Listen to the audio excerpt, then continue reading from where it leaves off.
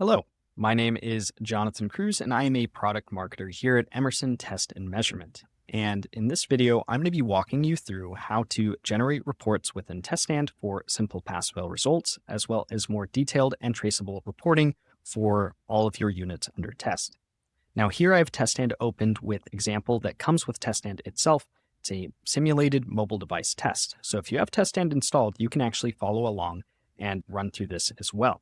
The first thing I'm going to do is go to the execute menu, and there's a couple of different means of executing a sequence within TestStand. There's run main sequence, which simply runs the sequence itself without any process models, and this does not generate a report.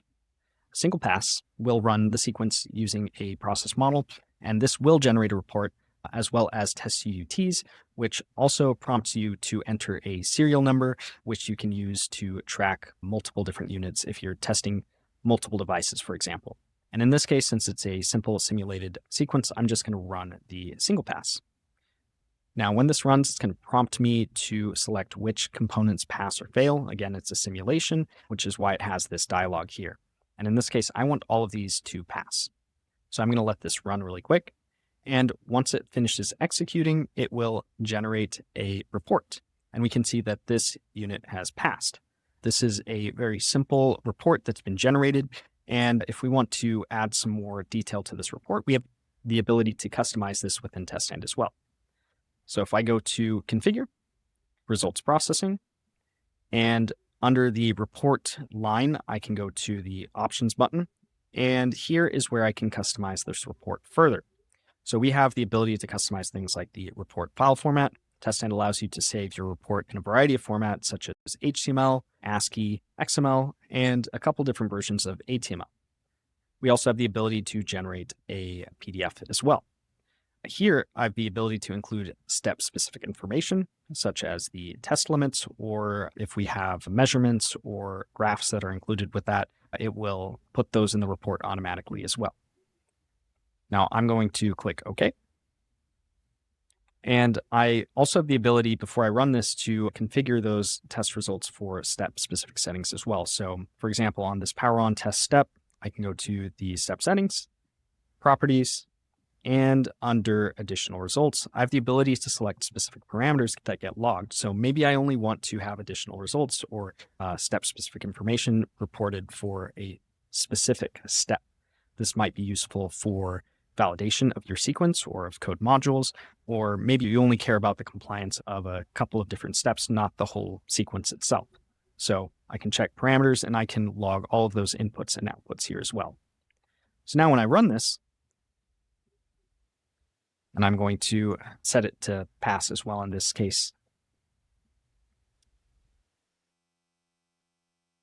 Once it's complete, we have another report that's been generated, and here we can see we have a lot more information that's been tracked, such as the specific step results, whether it passed or failed, error tracking measurements, as well as some graphical information that might have been associated with that step.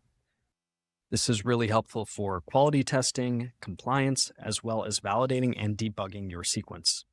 Now, we also have the ability to configure where our report is saved. So if I go back to the results processing and the report options, I can go to the report file path name tab.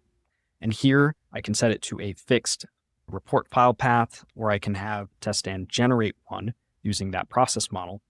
And here by default, it saves it to the sequence project directory. I can also specify a report file path by an expression. So this allows me to use macros to save the results based on the specific unit that I'm testing, based on the serial number, or based on whether the report or if the test passed or failed. So here's an expression I already have generated. Here we have a macro that specifies the user's default documents directory. And then I also have another folder that I want to generate for the reports, TestStand reports. And then I also want to save it based on the status of the test. So if the test passes, it'll save it to a specific folder, or if it fails, it'll save it to a separate folder. And then I also want to track the specific unit that I'm testing. And then I also want to generate a unique identifier for that report so that if I run the same test on the same unit, it doesn't overwrite the previous report that's been generated. I also have this macro that specifies the file extension as well. So now that I've configured that, I'm going to click OK. And I'm going to run the sequence again. I'm going to say that it all passes. And once this execution completes, we're going to have another report that gets generated. So this is the same, very similar report as what we have generated previously, only this time we have it saved to a new directory. So here I have the directory opened up already. So this is under my user documents, under TestStand reports, and it's created this folder for the past result. And this is where we can find our report that's been generated. Now, let's say that that test failed. So if I rerun this execution, and I'm going to say the power on this simulated mobile device has failed in this case, it's going to run through and it's going to generate a failed result for that report. So now if I go back to that directory, and I go back to TestStand reports, we see we now have a failed folder that has been generated, and this is where we can find that result for the report. So that's the basics of how you can generate reports and customize them within TestStand. We've customized our report from simple pass-fail results to more detailed report execution reporting as well. So this is useful for a variety of use cases. So whether you're simply looking for whether your execution has passed or failed, or if you want to do extensive compliance testing or documentation of every single unit that you're testing, you're able to do so within TestStand. If you're interested in learning more, we have a full set of documentation available online for being able to customize your reports further, such as having a full list of macro definitions.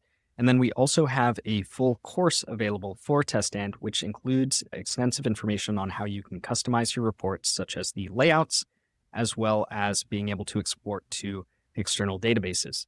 So that'll about do it for this video. Thank you for watching.